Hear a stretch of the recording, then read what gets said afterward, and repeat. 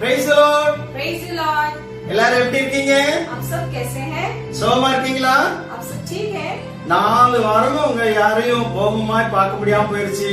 4 हफ्ते हो गए आप सबको मैंने देखा नहीं. சரீர பிரகாரமா நம்ம ஒருத்தருக்கு ஒருத்தர் ஒருவேளை பிரிந்திருந்தாலும் நம்ம ஆவிக்குள்ள ஒருமனப்படியாய் ஆண்டவர் நமக்கு கிருபை செய்திருக்கிறார். हो सकता है शारीरिक रूप में हमने एक दूसरे से देखा नहीं, मुलाकात ना हो, पर आत्मिक रूप से परमेश्वर आपसे मुलाकात करने का ये मौका दिया. हालेलुया சொல்லுமா? हालेलुया. हालेलुया बोले. हालेलुया. இன்னைக்கு இந்த உலகமே ஒரு இருண்ட கண்டமாய் மாறிவிட்டது. आज ये दुनिया ही एक अंधेरे गुफा में है.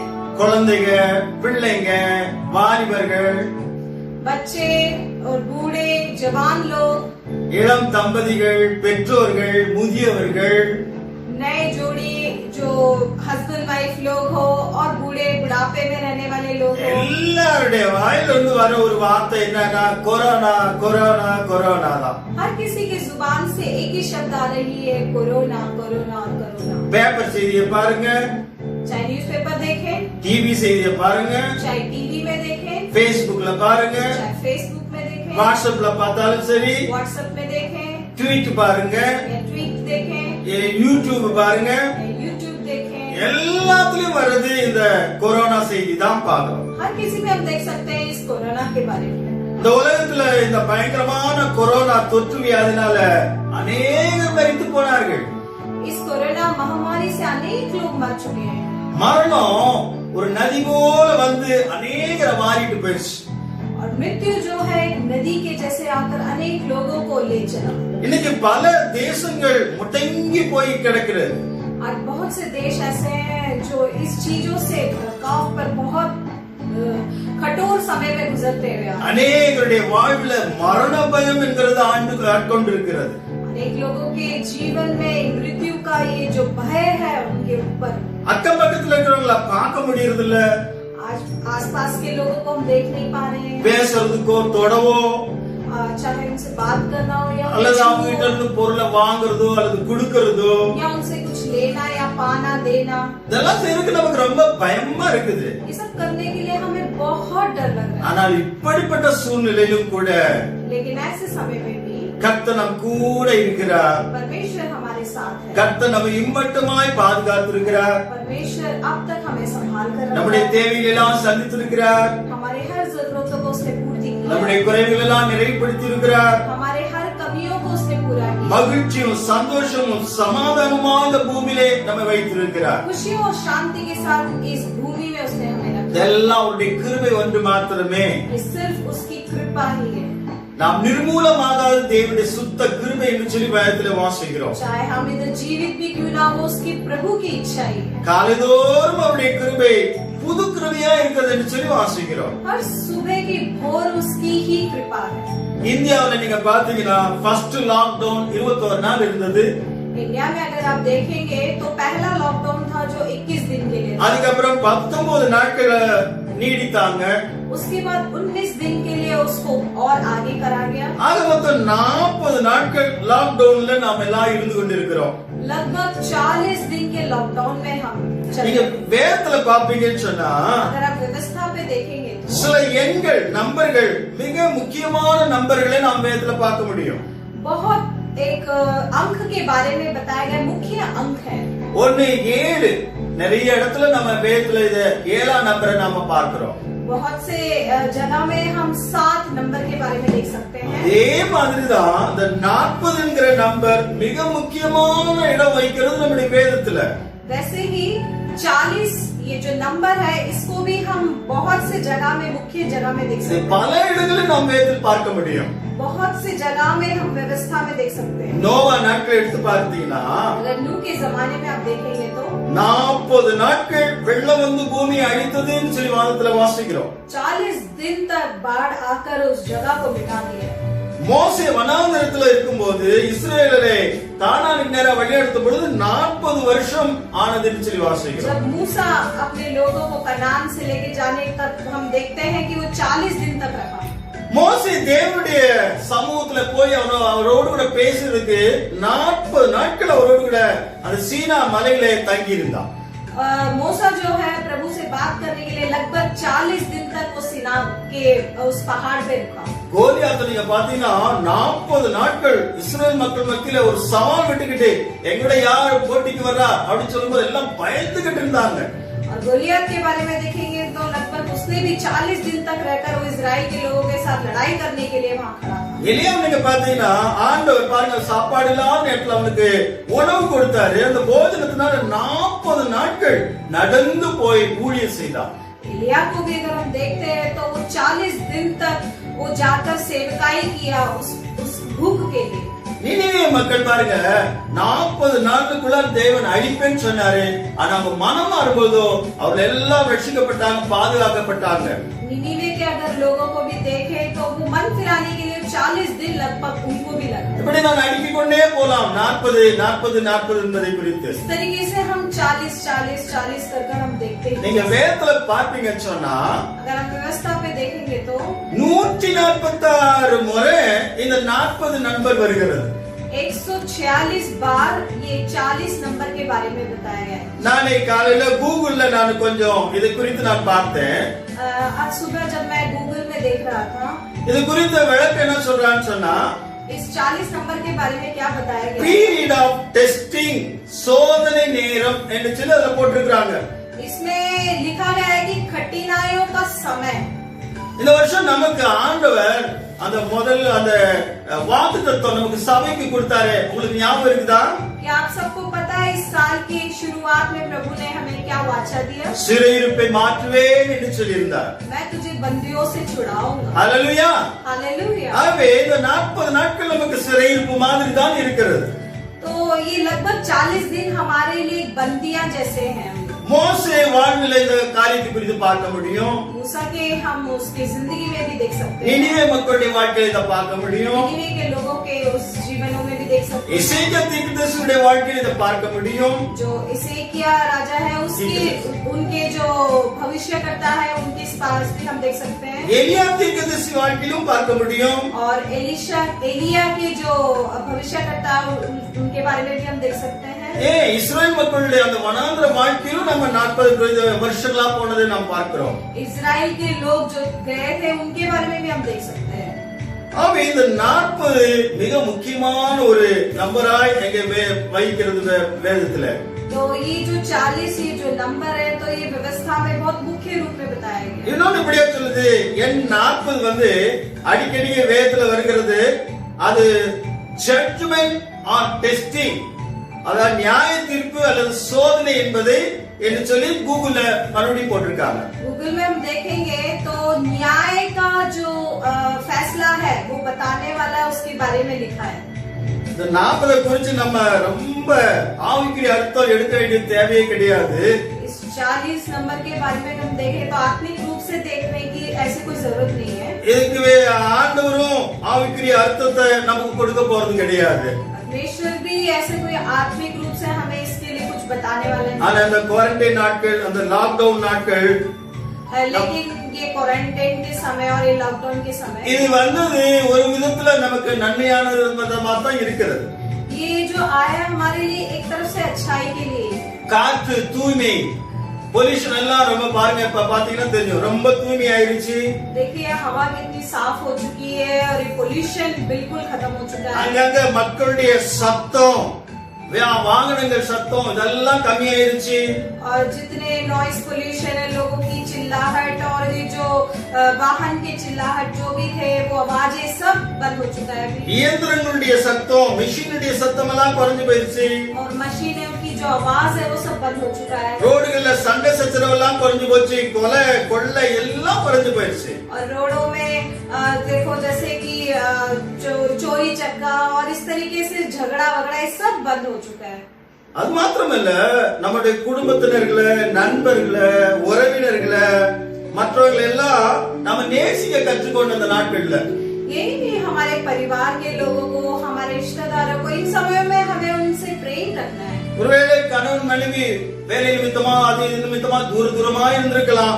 இப்ப நீங்க பாத்தீங்கன்னா எல்லாம் குடும்பமா ஒண்ணா இருக்கிறாங்க. हो सकता है पति पत्नी अपने काम के विषय में दूर हो सकते हैं, पर इन दिनों में वो सब एक साथ मिलकर अपने परिवार के साथ, பிள்ளைகள் பெற்றோர் எல்லாம் ஒரே குடும்பமா இருந்து சந்தோஷமா இருக்கிறதை பார்க்க முடிகிறது. बच्चे और अपने परिवार के साथ, माता पिता के साथ मिलकर कितने खुशी के साथ एक साथ, தடைபட்டிருந்த உறவுகள் எல்லாம் புதுப்பிக்கப்படுகிறது. जिन जिनों के परिवारों में द्वार आ रखा था, रुकावटें थे, वो सब आज एक साथ मिलकर है। நீங்க ஆவிக்குரிய விதத்துல நீங்க பார்த்தீங்க சொன்னா अगर आत्मिक रूप से अगर आप देखें तो வேத வாசிப்பெல்லாம் கூடி போயிடுச்சு. और जो पवित्र शास्त्र को पढ़ने का समय अनेक लोगों को ஜெப வாழ்க்கை கூடி இருக்குது. और प्रार्थना का समय बहुत लोगों को मिला है। குடும்பத்துல ஐக்கியமா இருந்து அவங்க சந்தோஷமா இருக்கிறாங்க. अपने परिवार के साथ इकट्ठा होकर खुशी के साथ समय बांटने का समय। தவறான காரியங்கள், பாவமான காரியங்கள், பழைய வாழ்க்கையெல்லாம் எண்ணி பார்த்து தங்களை ஆண்டவருக்கு அர்ப்பணிக்கிறாங்க.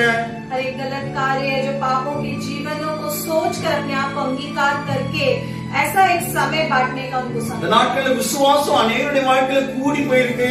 और इन दिनों में लोगों के अंदर विश्वास ज्यादा हो गया है। ஆண்டவர் மேல ரொம்ப அன்பு வைக்க ஆரம்பிச்சிட்டாங்க. परमेश्वर के ऊपर अधिक प्रेम रखने लगते हैं। பரிசுத்தமாய் வாழணும் என்று சொல்லி பிரதிஷ்டை பண்ணி இருக்கிறாங்க அநேகர். और अनेक लोगों ने अब परमेश्वर के साथ वाचा बांधा है कि पवित्रता के साथ हम जिए। ஆக இது ஒரு விதத்துல நல்லதா தான் இருக்கிறது. तो ये सब एक तरीके से अच्छाई है। சரி, நாம் வேதத்துக்கு நேராக கடந்து செல்வோம். चलिए हम वचनों की ओर चले। நாம இன்னைக்கு வாசித்த அந்த பகுதியாகிய யோவான் 21 அதிகாரத்தில் சில காரியங்கள் உங்களுக்கு நான் சொல்ல मैं விரும்புகிறேன். आपको यूहन्ना की पत्री 21वां अध्याय में से कुछ बातें बताना चाहता हूँ। பாருங்க, இயேசு கிறிஸ்து உயிர்த்தெழுந்ததுக்கு அப்புறம் ஆண்டவராய் இயேசு கிறிஸ்து இந்த இடத்துல இந்த சீஷர்களுக்கு தரிசனமாகிறார்.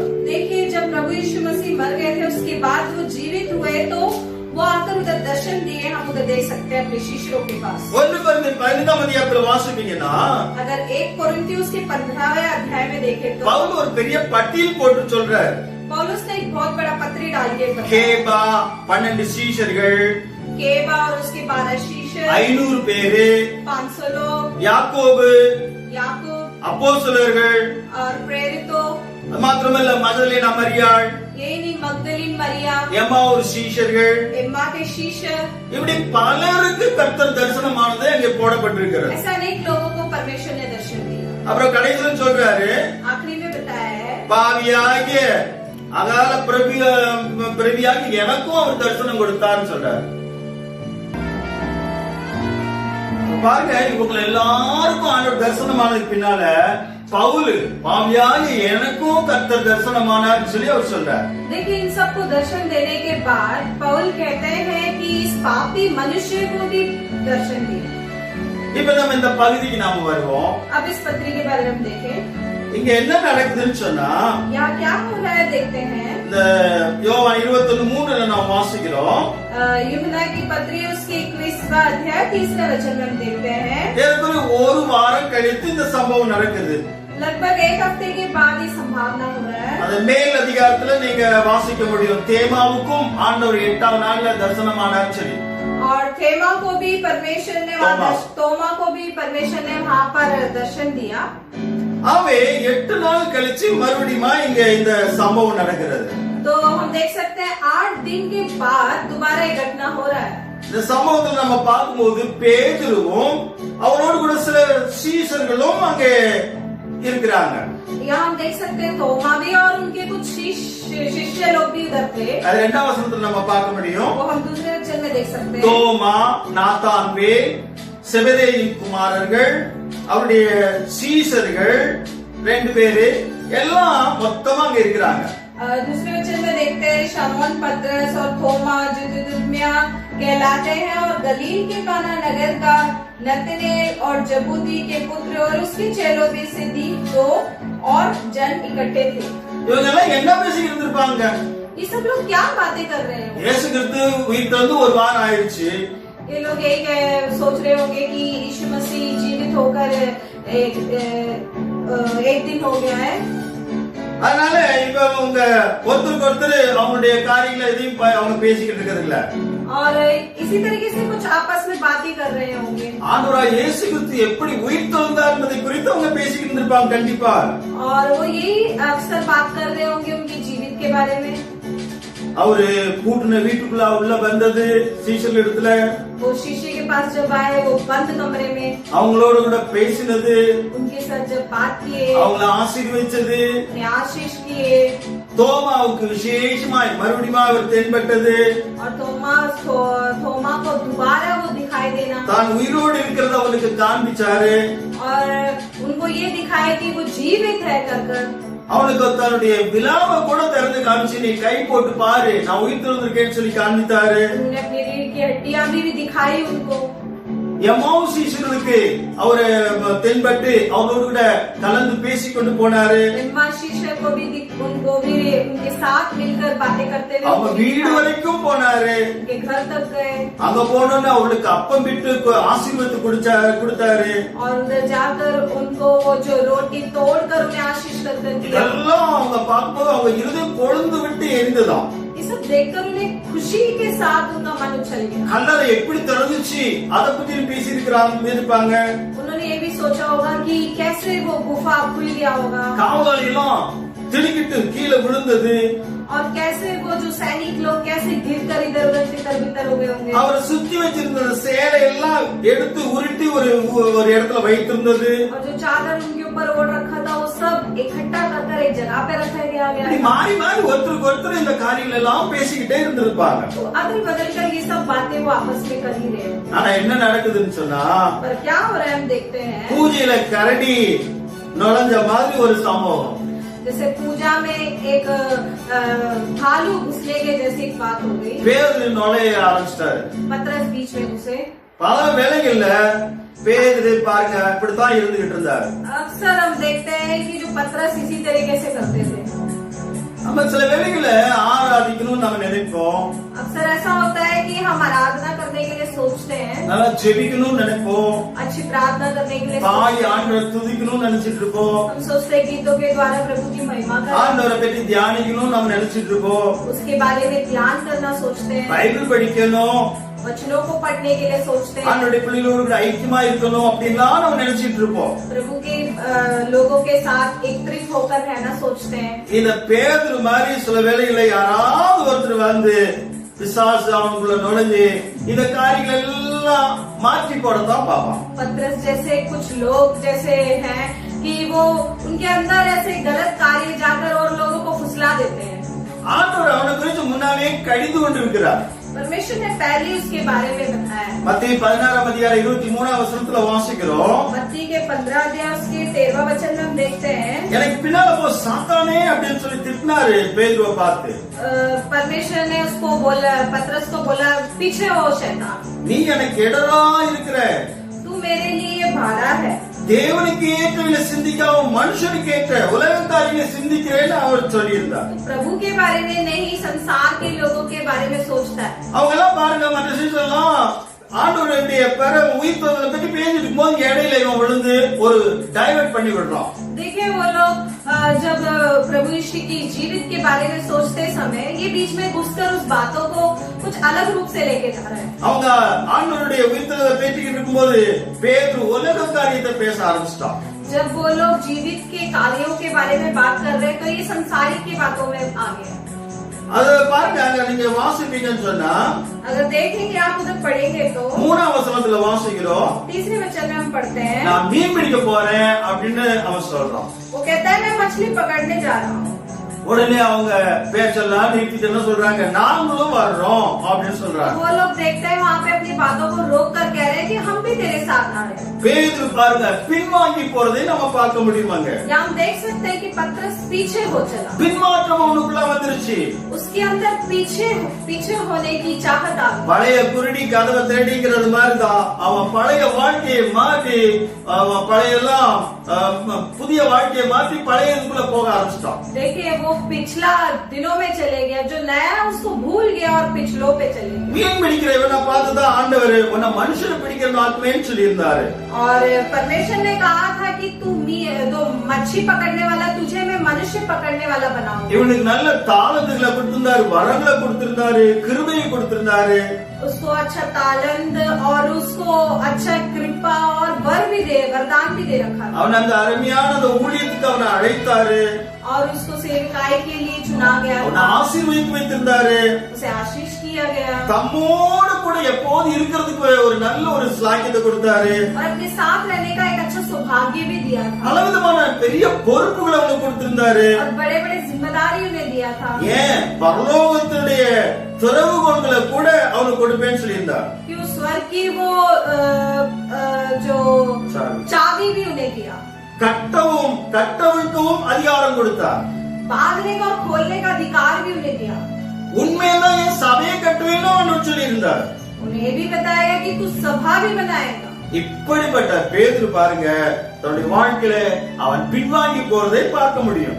ऐसा पतरस देख सकते हैं कि वो पीछे हो जाए। சகோதரி சகோதரியே, देखिए प्रिय भाई और बहनों, இன்னைக்கு நம்முடைய வாழ்க்கையிலும் அப்படித்தான் நாம நினைத்துக் கொண்டிருக்கிறோம். आजकल हमारे जीवन में भी हम इस तरीके से सोच रहे हैं। ஆண்டவர் நம்ம எவ்வளவாய் அழைத்து இருக்கிறார், எவ்வளவாய் பேர் சொல்லி அழைத்து நம்மை பரிசுத்தப்படுத்தி நமக்கு தாழ்ந்துகளை வரங்களை எல்லாம் கொடுத்து அவருடைய ஊழியத்துக்கு அழைத்து பரிசுத்த வாழ்க்கை வாழ்படியை செய்து எத்தனையோ நன்மையான காரியங்கள் செய்திருக்கிறார். देखिए परमेश्वर ने भी हमें कितने आशीष कर वरदानों को कृपा कितने कुछ चीजों और तालंतों से हमें भर रखा है। இந்த அனுபவங்கள் எல்லாம் நம்ம சில வேளையில உதறித்தள்ள நினைக்கிறோம். कभी कभी हम ऐसे सोचते हैं इन सब चीजों को नकार कर, அவர் விட்டு பின்வாங்கி போறதுக்கு தான் நம்ம துணிகிறோம். और हम सोचते हैं इसे नकार कर उससे पीछे हो जाए। எல்லாத்தையும் விட்டு உதறி விட்டு நம்ம ஓடத்தான் நம்ம பார்க்கிறோம். हम इन सब को छोड़कर पीछे भागने के लिए सोचते हैं। சரி, இங்க என்ன நடக்குது பாருங்க.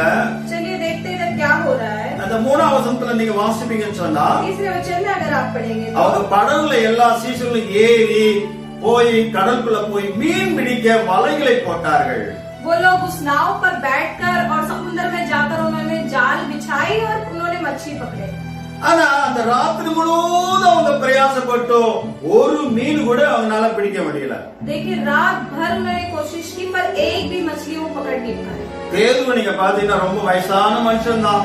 अगर आप पतरस को देखें वो काफी उम्र वाला व्यक्ति था। மீன் பிடிக்கிறதுல அவன மாதிரி ஒரு அனுபவம் உள்ளவன் யாரும் இருக்க முடியாது. मछली पकड़ने वाला अनुभव इसके जैसे और किसी के अंदर भी नहीं है। அவனுக்கு தெரியும் எங்க எப்படி எவ்வளவு மீன் கிடைக்கும்னு நன்றா தெரியும். उसे पता है कि किधर और कहाँ जाल फेंकेंगे तो कितना मच्छी मिलेगा। இந்த அறிவெல்லாம் வச்சிருந்தும் கூட ये सब दिमाग होते हुए भी ராத்திரி முழுவதும் அவன் பிரயாசப்பட்டு பார்த்தா ஒரு மீனும் அவனுக்கு அகப்படவில்லை. रात भर उसने प्रयास किया पर एक भी मछली वो पकड़ नहीं पाया। அவனுடைய சாமர்த்தியத்தை நம்பினான், उसके सामर्थ्य को उसने विश्वास किया, அவனுடைய அனுபவத்தை குறித்து நம்பினான், उसने अपने अनुभव को विश्वास किया, அவனுடைய முயற்சியை தான் அவன் பார்த்தான், अपनी कठिनाइयों को उसने विश्वास किया, தன்னுடைய பிரயாசத்தை முன்வைத்தான். अपना प्रयास को उसने विश्वास किया, ஆனா ஒன்று அவனுக்கு பலன் அளிக்கவில்லை. पर एक भी चीज उसके लिए नाकामयाब हुई। பல வேளையில் நாமும் அப்படித்தான் செய்றோம். अक्सर हम भी ऐसे ही करते என்னால எல்லாம் முடியும், हैं कि मुझसे सब कुछ हो எனக்கு सकता நல்லா है, தெரியும், मुझे अच्छे से पता है, எனக்கு நல்ல அனுபவம் இருக்கு,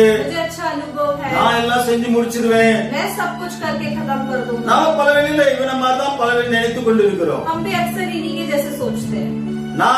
நான் என்கிற அந்த சுயத்தை அவன் நம்பினான். मैं करके अपनी सुई इच्छा को उसने भरोसा किया। இந்த சுய அனுபவம், சுய பலம், சுய முயற்சி எல்லாம் அங்க தவிடுபடி ஆயிடுச்சு, வீணாய் போயிடுச்சு. ये सुई इच्छा सुई भरोसा ये सब उधर तितर बितर हो चुका। வேதம் சொல்லுகிறது உன் சுய புத்தியை சார்ந்து இருக்காதே அப்படின்னு சொல்லி. वचन कहता है कि अपने और का इच्छा अपना जो सुई इच्छा को ना भरोसा रखो। ராத்திரி முழுவதும் போட்டு பார்த்தாங்க, ஒரு மீன் கிடைக்கல. रात भर उन्होंने जाल बिछा के देखा एक मच्छी भी नहीं मिली। கவலையோடு கூட உட்கார்ந்து இருக்கிறாங்க. बहुत उन दुखी के साथ बैठे, ஒரு மீன் கிடைக்கலையேன்னு கவலையில இருக்கிறாங்க. एक मच्छी भी नहीं मिली करके वो बहुत दुख पे थे। 4ஆம் வசனத்துல வாசிக்கும் போது, सातवें वचन में अगर हम देखेंगे तो இயேசு விடியற்காலையில் அவர்கள் அருகே வந்து நின்றான்னு சொல்லப்பட்டிருக்கிறது. यीशु सुबह के समय उनके सामने आकर खड़े हुए। ஹல்லேலூயா. हालेलुया। பல வேளைகள் நம்முடைய தோல்விகள் மத்தியில நாம் இருக்கும்போது अक्सर हमारे हार के समय में अगर हम हो तो ஆண்டவர் நம் முன்னால் வந்து நிற்கிறது நம்ம தெரிந்து கொள்வது கிடையாது. परमेश्वर हमारे आगे खड़े होते हैं करके हम भूल जाते हैं। நம்மையே நாம நம்பிக்கிட்டு இருந்திருப்போம், हम अपने आप पे भरोसा रखते हैं, என்னால எல்லாம் செய்ய முடியும் நினைச்சிட்டு இருந்திருப்போம், हम सब कुछ कर सकते हैं करके हम सोचते हैं। தோல்வி அடைஞ்சிருப்போம், हम क्या पता हार माने होते हैं, சோர்ந்து போயிருப்போம். हम दुखी होते हैं, ஆனால் அந்த நேரத்துல கர்த்தர் நம்ம கூட இருக்கிறான்றதை நாம் மறந்து போக கூடாது. लेकिन उस समय भी परमेश्वर हमारे साथ है करके हम भूल जाते हैं। இவங்களுடைய தோல்வியை பார்த்து ஆண்டவர் அந்த காலை வேளையிலே அவர் மத்தியிலே வந்து நிற்கிறார். और देखिए उस हार के समय में परमेश्वर परमेश्वर सुबह सुबह उनके सामने खड़ा, ஆனா அவர் அறிந்து கொள்ளவில்லைன்னு வேதத்துல வாசிக்கிறோம். लेकिन वो नहीं जाने करके वचन में देखते அவர் யாருன்னு உங்களுக்கு தெரியல. वो कौन है करके उन्हें नहीं पता। பழைய நம்முடைய வாழ்க்கையில இப்படிப்பட்ட அனுபவத்துல போறோம். सर हमारी जिंदगी में भी हम ऐसे गुजरते चले जाते। இயேசு பிரச்சனை நேரத்துல நமக்கு விடுதலை அளிக்கிறவர். प्रभु जो हमारे मुसीबतों में हमारे सामने खड़े होकर हमें நம்முடைய தேவையை சந்திக்கிறவர் அவர். हमारी जरूरतों को पूर्ति करता நம்ம है, கூட இருக்கிறவர். हमारे संग रहता है। ஆனா அவர் இருக்கிறது நம்ம பலவேளை நம்ம அறிந்து கொள்வதில்லை, அதை நம்புவதில்லை. और वो हमारे साथ है कर हम उसे सोचते भी नहीं और भूल जाते हैं। ஆனா இயேசு இந்த வீட்டின் தலைவர் என்று சொல்லி நம்ம எழுதி போட்டிருக்கோம். और हम लिख देते हैं कि यीशु इस घर के मुखिया हैं।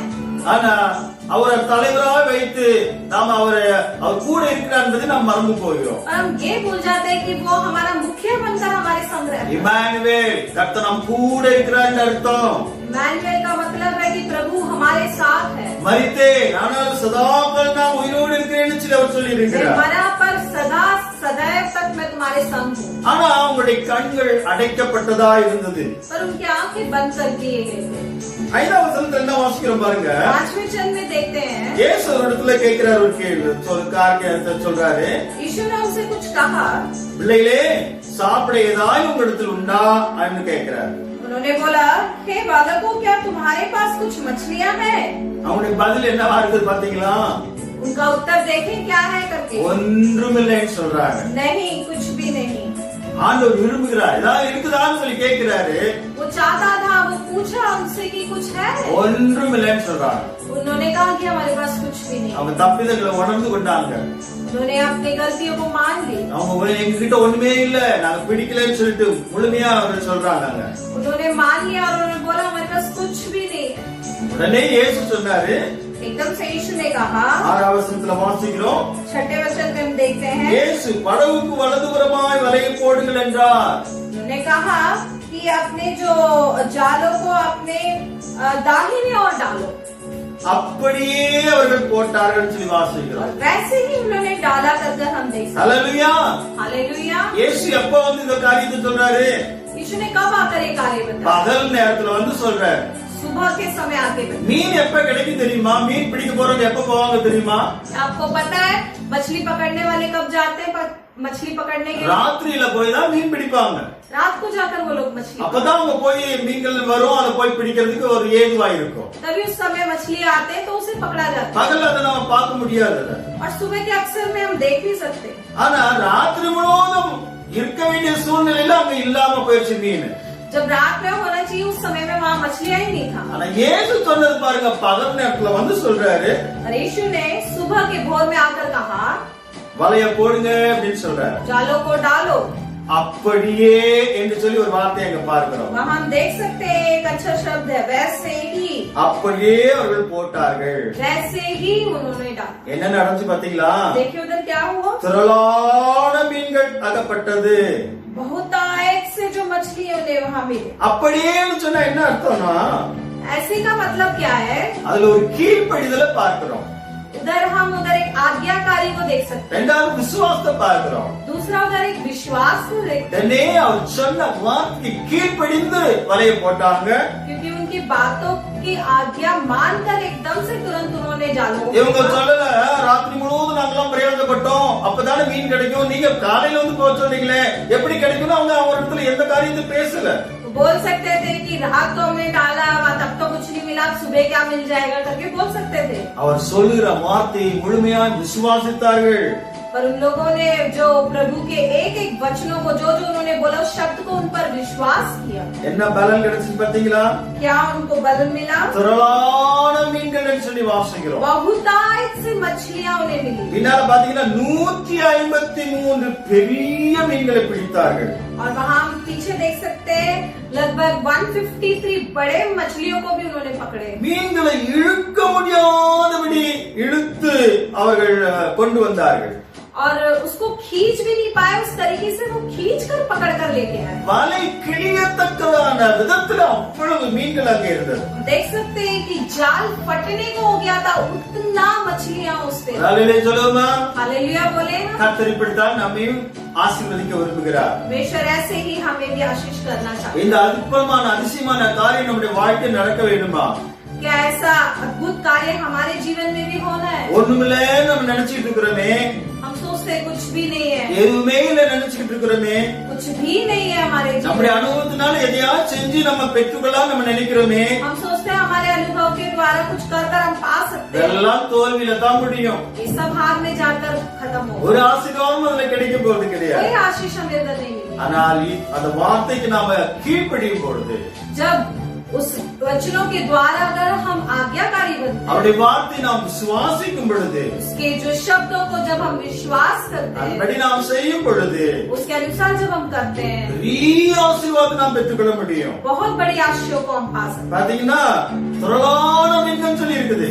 देख सकते हैं बहुत आयत से मछलियां। ஆண்டவர் அப்படியே நம்மை திரளாக ஆசீர்வதிக்க விரும்புகிறார். परमेश्वर ऐसे ही बहुत आयत से हमें भी आशीष करना है। இடமெல்லாம் போக மட்டுமா ஆசீர்வதிப்பேன்னு சொல்லி இருக்கிறார். उसने कहा है ऐसे कोई जगह भी ना हो उस तरीके से मैं तुम्हें आशीष करूं। பெரிய மீன்கள் சொல்லி வாசிக்கிறோம். बड़े बड़े मछलियां हम देख सकते சின்ன हैं, மீன்கள் கூட கிடையாதாம். छोटी मछलियां भी அது नहीं। 153 பெரிய மீன்கள் சொல்லப்பட்டிருக்கு. वो भी 153 बड़े बड़े मछलियां। ஆண்டவர் பெரிய அளவில் நம்மை ஆசீர்வதிக்க விரும்புகிறார். परमेश्वर बहुत आयत से बड़े रूप में हमें आशीष करना இழுக்க चाहता है। முடியாதபடி அந்த மீன்கள் வந்தது. कोई खींच भी नहीं सकता इस तरीके से वो मछलियां। நம்முடைய ஆசீர்வாதங்கள் எண்ண முடியாத அளவுக்கு நம்முடைய வாழ்க்கையில तो இருக்கும். हमारे आशीष भी इसी प्रकार से होंगे जो गिन नहीं सकते। போதும் என்கிற அளவுக்கு நம்முடைய ஆசீர்வாதம். बस काफी है बोलने के तक वो आशीष हमें मिलेगी। அல்லேலூயா. हालेलुया। பாத்தீங்களா, ஆண்டவர் இதைத்தான் அங்கே அவனுக்கு கற்றுக் கொடுத்தார். देखिए यही उन्हें परमेश्वर ने सिखाया वहाँ। பேதுரு உணர ஆரம்பிச்சிட்டான். और पतरस अपने आप में अंगीकार कर கர்த்தர் என்று சொல்லி அறிந்து கொண்டான். तब वो जान गया कि वो प्रभु है। அதுக்கு முன்னால அவனுக்கு தெரியல யார் என்று சொல்லி. उससे पहले उसे पता नहीं था कि वो कौन है। இந்த அற்புதம் நடந்த உடனே ஐயோ கர்த்தர் அல்லவா என்று சொல்லி தன்னை அர்ப்பணம் பண்ணினான். जब ये अद्भुत कार्य हुआ तब उसने कहा ये तो प्रभु है, मैं अपने आप को अर्पण करता हूँ। பின்வாங்கி போக நினைச்சாவன். वो पीछे होने के लिए सोचा, பழைய தொழிலுக்கு போகணும்னு சொல்லி நினைச்சுக்கிட்டு இருந்தான். पिछले कार्यों में जाने के लिए सोचा, ஆண்டவருடைய அழைப்பு அது கிடையாது. पर प्रभु की इच्छा ये नहीं थी। ஆண்டவர் விசேஷித்த வண்ணமாய் அவனை வைத்திருந்தார். परमेश्वर उसे विशेष रूप से रखना அவன் चाहता மூலமா அற்புதமான காரியங்களை செய்யணும்னு சொல்லி நினைத்திருந்தார். उसके द्वारा बहुत बड़े अद्भुत कार्य प्रभु करना चाहता। சபையவே கட்ட வேண்டும் என்று சொல்லி वो நினைத்திருந்தார். चाहता था कि उसके द्वारा सभा उत्पन्न हुए, அவன் மாறாய் போக ஆரம்பித்தான். पर वो अपना रास्ता भटक गया। ஆண்டவர் அவனை மறுபடியும் சந்தித்தார். प्रभु ने दोबारा उसे मुलाकात की। என்னுடைய சபை நீ கட்ட வேண்டும் என்று சொல்லி கர்த்தர் சொன்னார். हाँ, परमेश्वर ने कहा कि तू दोबारा मेरा सभा बनाना है। அந்த பின்பகுதியில நீங்க வாசிப்பீங்கன்னு சொன்னா अगर पीछे के वचनों में अगर आप देखें तो ஆண்டவர் ஒரு இடத்துல கேட்கிறாரு, प्रभु ने उससे कुछ पूछा, பேதுருவே நீ இடத்துல அன்பாய் இருக்கிறாயான்னு சொல்லி हे கேட்டார். पतरस क्या तू मुझसे प्रेम है? இரண்டாம் தரமும் கேட்டார். दूसरी बार भी पूछा, மூன்றாம் தரமும் கேட்டார். तीसरी बार भी पूछा। அவர் ஆண்டவரே நான் நேசிக்கிறேன் என்பதை நீர் அறிவீர் என்று சொல்லி தன்னை இயேசுவுக்கு அர்ப்பணம் பண்ணினார். पतरस ने कहा कि आप जानिए कि मैं आपसे बहुत प्रेम करता हूँ करके वो अपने आप को अर्पण किया। ஆண்டவர் அவனை பெரிய விதத்துல உபயோகிக்க ஆரம்பித்தார். और प्रभु उसको बहुत बड़े रूप में इस्तेमाल அவனை किया। அற்புதமாய் ஆண்டவர் அவனை வழி நடத்தினார். பெரிய ஊழியத்தை அவர் செய்தார். उसे बहुत अद्भुत रीति से चला और बड़ा सेवक उसे बना। அவன் மூலமாய் பெரிதான அற்புதங்கள் நடந்தது. उनके द्वारा बहुत से अद्भुत कार्य हुए சபைகள் கட்டப்பட்டது. சபைகள் और बहुत वो सभा बहुत जगहों में फैली। கர்த்தருக்காய் தன்னை அர்ப்பணம் பண்ணின ஒரு மனுஷன். उसने पर प्रभु को अपने आप को अर्पण किया, ऐसा एक मनुष्य है। இந்த காலவேளையில் நம்ம ஆண்டவருடைய சமூகத்தில் அர்ப்பணிக்க ஒப்பு கொடுப்போமா? इस सुबह के समय हम भी क्या अपने आप को अर्पण करें? நம்மை அழைத்தது ஒரு நோக்கம் உண்டு. प्रभु की इच्छा कुछ अलग है हमें बुलाने அவருடைய की। பிள்ளைகளாக்கினதற்கு ஆண்டவருக்கு ஒரு நோக்கம் உண்டு. हमें उसके पुत्र बनाने का अधिकार भी कुछ अलग நோக்கத்தை है। நாம நிறைவேற்றுவோம். हम उसकी इच्छा को पूरा करें, என்னதான் நம்முடைய வாழ்க்கையில வந்தாலும் சரி, चाहे कुछ भी हमारे जीवन में நாம் हो। பின்வாங்கி போகாதபடி हम पीछे ना होते, கர்த்தருக்காய் முன் செல்வோம். परमेश्वर के लिए आगे बढ़े। உலகம் என் பின்னே संसार मेरे पीछे, சிலுவையை முன்னே என்று சொல்லி ஒரு பக்தன் பாடுகிறார். क्रूस मेरे आगे कर कर एक भक्त ने गाया। ஆகவே சிலுவை நோக்கி நாம் கடந்து செல்வோம். तो हम क्रूस के और आगे चलते हैं உலகத்தை நாம் பின்னால தூக்கி எறிந்து விடுவோம். और संसार को पीछे उठाकर फेंकते हुए चलते हैं। கர்த்தர்தான் என்னை ஆசீர்வதிப்பார். परमेश्वर ही आपको आशीष रखे। ஆமென். आमीन। Praise the Lord. आइए हम प्रार्थना करें। धन्यवाद देते हैं परमेश्वर, धन्यवाद देते हैं, तहे दिल से शुक्रिया अदा करते हैं। हे स्वर्ग में विराजमान परमेश्वर, तेरी नजर हम पर है परमेश्वर, इसलिए हम धन्यवाद देते हैं। दोबारा हम तुम्हें साबित करा परमेश्वर कि हम लोग चुने हुए लोग हैं परमेश्वर, इसलिए हम धन्यवाद देते हैं। खासतौर से इस पवित्र दिन को हम लोगों ने मिलकर पवित्र पवित्र कहकर तेरी स्तुति आराधना करी, इसलिए हम धन्यवाद देते हैं। धन्यवाद देते हैं परमेश्वर, जो तूने परमेश्वर हमारे घर के आंगनों में, हमारे घर के दरवाजे में जो तूने परमेश्वर लहू लगवाया था परमेश्वर, वो हम लोगों ने लगाया और तूने हमें सुरक्षित रखा, इसलिए हम धन्यवाद देते हैं। इस वायरस से तूने हमें को बचा के रखा, इसलिए हम धन्यवाद देते हैं। पूरे विश्व में महामारी फैली है परमेश्वर, लेकिन हमारे घर में नहीं आई परमेश्वर। ये परमेश्वर सिर्फ तेरी मेहरबानी है परमेश्वर, जो हम लोग तेरे मेहरबानी से हम जिंदा हैं, इसलिए हम धन्यवाद देते हैं परमेश्वर। दोबारा हम एक जिंदा गवाही बनकर हम तेरे सामने पेश हुए परमेश्वर।